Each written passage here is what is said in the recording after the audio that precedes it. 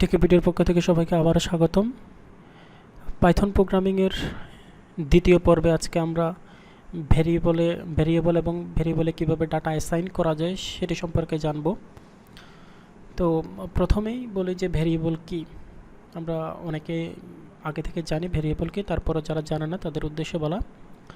Variable হচ্ছে সহজ কথায় যদি বলতে যাই সেটা হচ্ছে একটি মেমোরি লোকেশনের নামকে ভেরিয়েবল বলে। তাহলে আমরা আসলে প্রোগ্রামিং যখন করি তখন এখানে কী নিয়ে কাজ করি? আমরা আসলে ডাটা নিয়ে কাজ করি। তাহলে যেহেতু ডাটা নিয়ে কাজ করি, ডাটাটা আমাকে রাখতে হবে। তাহলে কম্পিউটারে রাখার যে জায়গা সেটাকে আমরা কি জানি? মেমোরি। তাহলে আমি যে ডাটা নিয়ে কাজ করব সেটা কোথায় রাখতে হবে? মেমোরিতে রাখতে হবে। তো মেমোরিতে রাখতে হলে মেমোরি কোথায় রাখবো সেটা আমি কিভাবে বলতে পারবো? মেমোরির অ্যাড্রেস দিয়ে বলতে পারবো যে আমি ওই অ্যাড্রেসে ডাটাটা রাখবো। এখন আমরা যখন প্রোগ্রামিং করি আমাদের পক্ষে খুবই কষ্টসাধ্য ব্যাপার যে মেমোরির কোন জায়গায় খালি আছে এবং কোন অ্যাড্রেসে আমি ডাটাটা রাখবো। সেজন্য কি করে আমার যে প্রোগ্রামিং ল্যাঙ্গুয়েজগুলো আছে তারা কি করে আমার সাথে একটা কোলাবোরেশন করে। কীরকম কোলাবোরেশন? আমি যখন একটা নাম দিব, যে আমি বলে দিব যে এই নামটাতে আমি একটা ডাটা রাখবো, তখন সে কী করে ওই নামের আন্ডারে একটা অ্যাড্রেস অ্যাসাইন করে। সে খুঁজে দেখে যে মেমোরিতে কোন জায়গায় হচ্ছে যে খালি আছে, সেই জায়গার অ্যাড্রেসটা সে নিয়ে আমি যে নামটা দিয়েছি, যে বলেছি যে ওই ভ্যারিয়েবল আমি কোনো একটা ডাটা রাখতে যাচ্ছি, সে এই নামের সাথে তার যে মেমোরি অ্যাড্রেস এই দুটাকে কি করে কানেক্টেড করে। তাহলে আমার আর কষ্ট করে মেমোরির যে অ্যাড্রেসটা সেটা জানার প্রয়োজন হয় না। আমি শুধু আমার যে নাম সেটা ইউজ করে আমি কি করতে পারবো? ওই যে মেমোরিতে যে ডাটাটা রাখলাম সেটাকে অ্যাক্সেস করতে পারবো। তাহলে মেমোরিতে ডাটা রাখার জন্য যে জিনিসটা ব্যবহার করা হয় প্রোগ্রামিংয়ে সেটাই হচ্ছে আসলে কি? ভেরিয়েবল। অর্থাৎ মেমোরি লোকেশনের নামকে আমরা কি বলবো? সহজ ভাষায় ভেরিয়েবল বলবো। ওকে, তাহলে পাইথনে একটা ভেরিয়েবল কীভাবে ডিক্লেয়ার করা হয়? সিতে যখন আমরা কোনো ভেরিয়েবল ডিক্লেয়ার করতাম তখন আমরা যেমন ইন্টিজার টাইপের যদি একটা ভেরিয়েবল ডিক্লেয়ার করতাম তাহলে লিখতাম ইন্টিজার দিয়ে সেমিকোলন দিতাম। পাইথনে কিন্তু এইরকম না। আপনাকে ডাটা টাইপ, আপনি যখন একটা ভেরিয়েবল ডিক্লেয়ার করবেন আপনাকে ডাটা টাইপ বলে দিতে হবে না। আপনি শুধুমাত্র আপনার ভেরিয়েবলটার নাম লিখবেন। তাহলে আমি একটা ভেরিয়েবল লিখলাম হচ্ছে এ। এখন আমি চাচ্ছি যে একটা ইন্টিজার মান রাখবো, তাহলে ইকুয়াল টু 10 মান অ্যাসাইন হয়ে গেল।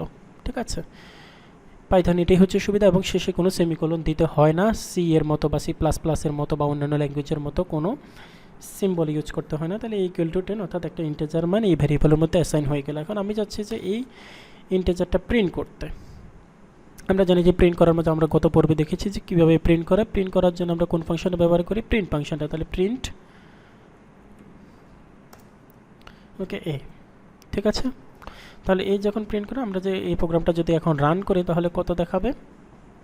10। এখন আমি আরেকটা ভেরিয়েবল ডিক্লেয়ার করি বি ইকুয়াল টু, আমি চাচ্ছি যে কোনো ফ্লোট মান ডিক্লেয়ার করতে, তাহলে 10.5। ঠিক আছে, দেখেন এখানে আমি কোনো ডাটা টাইপ কিন্তু বলে দিচ্ছি না, অটোমেটিক্যালি আমি যে ভেরিয়েবলটা লিখছি আর তার ভিতরে মান অ্যাসাইন করে দিচ্ছি। ঠিক আছে, তার মানে পাইথন অবশ্যই একটা ইন্টেলিজেন্ট একটা ল্যাঙ্গুয়েজ বলতেই হবে। তাহলে প্রিন্ট বি। ঠিক আছে, তাহলে আমি আরেকটা ভেরিয়েবল ডিক্লেয়ার করি সি ইকুয়াল টু, যদি আমরা কোনো স্ট্রিং রাখি, স্ট্রিংয়ের ক্ষেত্রে আমরা সিঙ্গেল কোটেশনও ইউজ করতে পারবো, ডাবল কোটেশনও ইউজ করতে পারবো। কোনো একটা স্ট্রিং মানে কি? স্ট্রিং হচ্ছে কতগুলো ক্যারেক্টারের সমন্বয়ে আসলে স্ট্রিং হয়। কতগুলো ক্যারেক্টার যখন একসাথে থাকে সেটাকে আমরা কী বলি? স্ট্রিং বলি। তাহলে স্ট্রিং যেমন আমি যদি সিঙ্গেল কোটেশনের মধ্যে রাখতে চাই তাহলে সিঙ্গেল কোটেশন দিলাম, দিয়ে আমি লিখলাম যে হ্যালো পাইথন।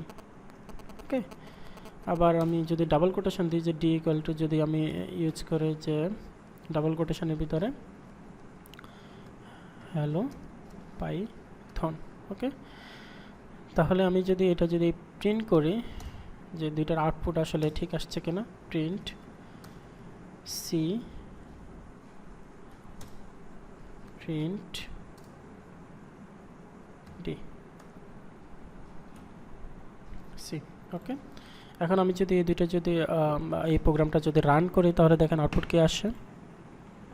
দেখেন 10 প্রথমটার জন্য, পরেরটার বি এর জন্য 10.5, তারপরে সি এর জন্য হ্যালো পাইথন, ডি এর জন্য কি? Hello Python. এভাবে আমরা আসলে ডাটা টাইপ ডিক্লেয়ার করা ছাড়াই পাইথনে কি করতে পারি? ডাটা অ্যাসাইন করতে পারি ভেরিয়েবলের মধ্যে। ঠিক আছে, আচ্ছা এখন যদি আমরা মাল্টিপল ভেরিয়েবলে যদি ডাটা অ্যাসাইন করতে চাই তাহলে আমরা কিভাবে লিখব? A comma B comma C equals to ধরেন 3। অন্যান্য ল্যাঙ্গুয়েজে আমরা এটা পারতাম যে A comma B comma C equals to 3, মানে হচ্ছে তিনটা ভেরিয়েবলে একই মান অ্যাসাইন হবে। ঠিক আছে, কিন্তু এখানে এটা সম্ভব না। কারণ কি, আমরা হচ্ছে যে এখানে যেটা করব সেটা হচ্ছে যে প্রত্যেকটা, যেহেতু এখানে 3টে ভেরিয়েবল, তাহলে কমা কমা দিয়ে আমাকে 3টে ভেরিয়েবলের জন্য আলাদা আলাদা মান ডিক্লেয়ার করে দিতে হবে, কমা 3। তাহলে 3টে ভেরিয়েবলে এতে হচ্ছে 3, বিতে হচ্ছে 3 এবং সিতে হচ্ছে 2। আমি যদি সেম মান যদি অ্যাসাইন করতে চাই, তাহলে a equals to B equals to C equals to 3।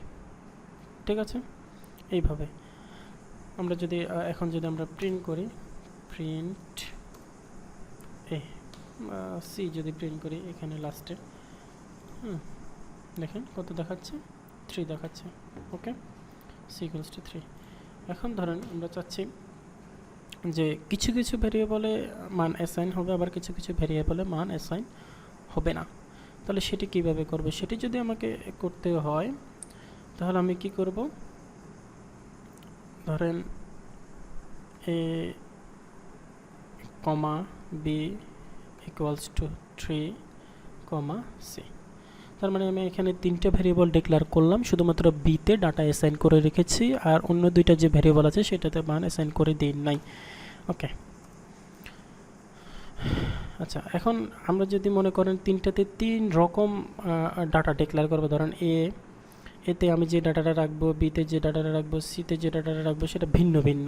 ধরেন এতে রাখবো হচ্ছে 10, একটা ইন্টিজার নাম্বার, 10.5 বিতে রাখবো এটা ফ্লোট নাম্বার, এবং স্ট্রিং রাখবো সিতে, তাহলে হচ্ছে যে ডাবল কোটেশন আমি ইউজ করলাম, তাহলে কি হ্যালো ওয়ার্ল্ড। ওকে, এখন আমি যদি প্রিন্ট করি, ধরেন আমি প্রিন্ট করলাম হচ্ছে সি প্রিন্ট করলাম, তাহলে কি দেখাবে, লাস্টে হ্যালো ওয়ার্ল্ড দেখাবে, হ্যালো ওয়ার্ল্ড। ঠিক আছে, তো আজকের টিউটোরিয়ালে আমরা কি কি শিখলাম, কি ভেরিয়েবল কি এবং পাইথনে ভেরিয়েবল কিভাবে ডিক্লেয়ার করা হয়।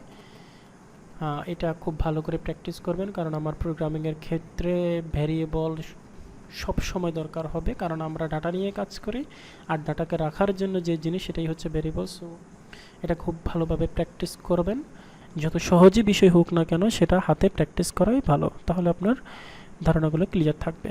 তো এই পর্যন্তই, আজকের টিউটোরিয়ালের পর্যন্তই। টেকে ভিডিওর সঙ্গে থাকার জন্য সবাইকে ধন্যবাদ।